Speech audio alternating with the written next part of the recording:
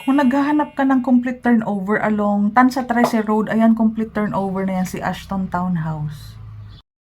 Si Ashton Townhouse ng Montara ay may floor area na 49 square meters.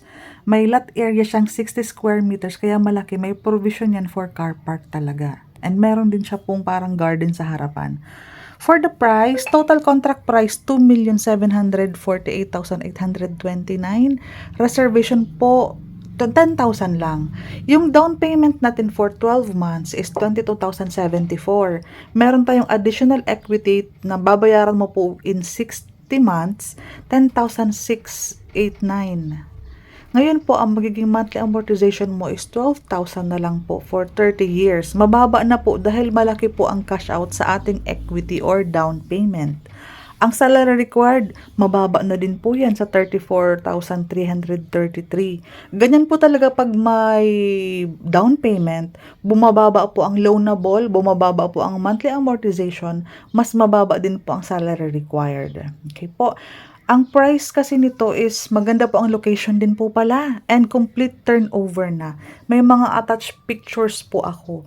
For other details, kung gusto mo po si Ashton ma-visit, directly PM sa aking Facebook account. May mga promo po tayo sa mga buyer natin.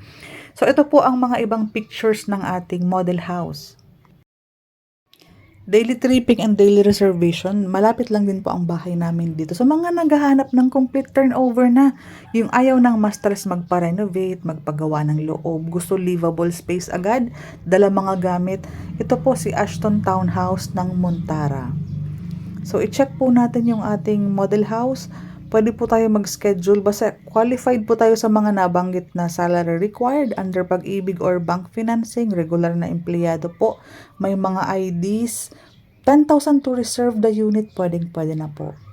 12 months down payment and meron silang separate 60 months na 10,000 na additional down payment para hindi po maging mabigat ang ating pagbibigay sa ating equity.